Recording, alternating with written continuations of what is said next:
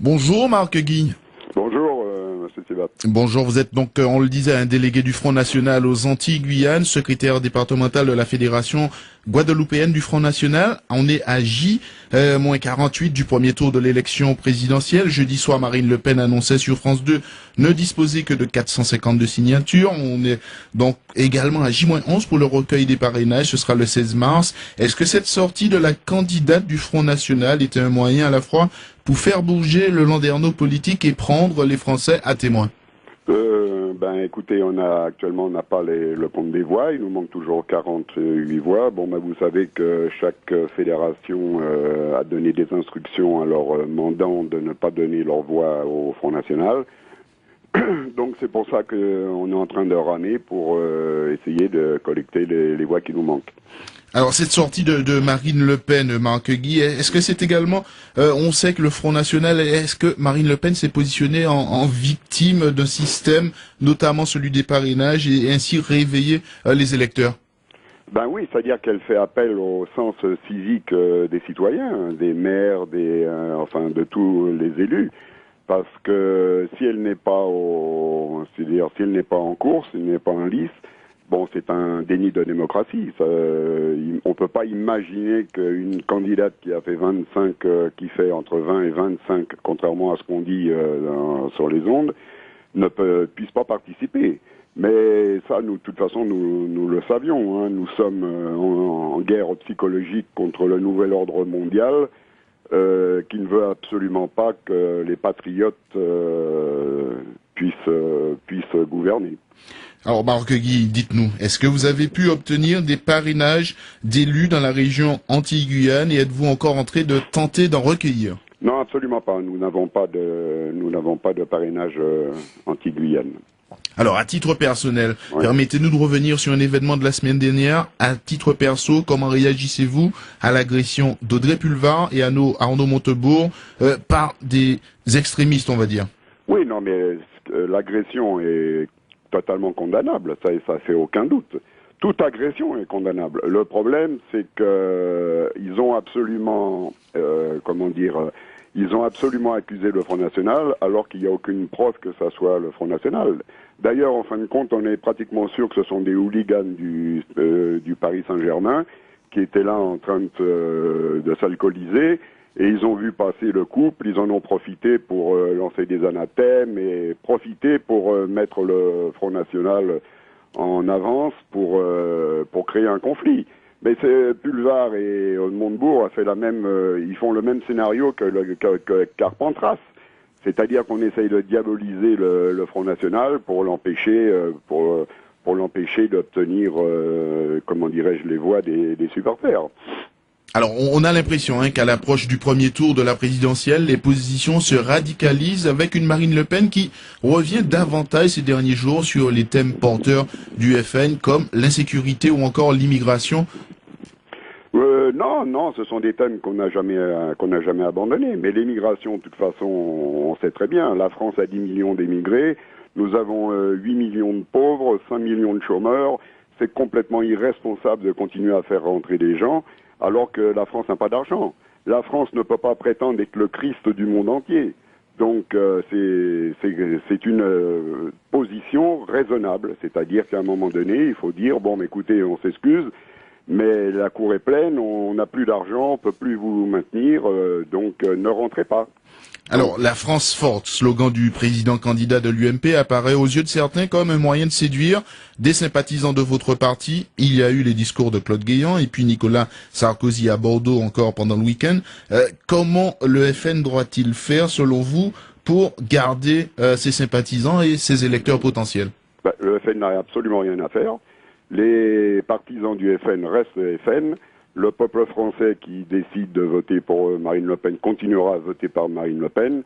Nous savons que les gesticulations du président Sarkozy, c'est un aveu de son échec, et il essaye de reconstituer ce qu'il a fait en 2007, c'est-à-dire d'empiéter sur le programme du Front National, parce qu'il sait que c'est le Front National qui est en tête, contrairement à ce que les instituts de sondage nous disent, parce que lui, il est informé par les RG de la situation exacte de la position du Front National. Et il sait que le Front National est à 30-35% dans les sondages réels populaires. Donc pour lui, c'est une course de vitesse. Donc il essaye absolument à tout prix de convaincre, oui, je vais faire ci, oui, je vais faire ça, mais c'est un rigolo. C'est une plaisanterie. C'est un homme qui n'a pas d'honneur, qui n'a pas de scrupules. Et il prend les Français, en plus de ça, pour des imbéciles. Donc voilà, nous on n'a absolument rien à faire. Le peuple français décide. Quel a été selon vous le plus gros échec de Nicolas Sarkozy en tant que président de la République?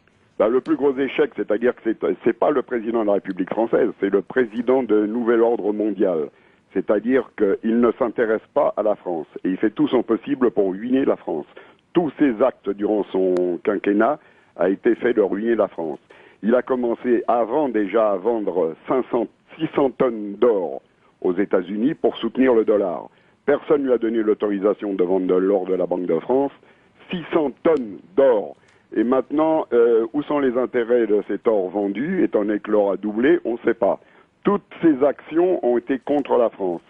L'alignement à Bruxelles, anciennement on avait un gouvernement de Vichy, maintenant on a un gouvernement de Bruxelles.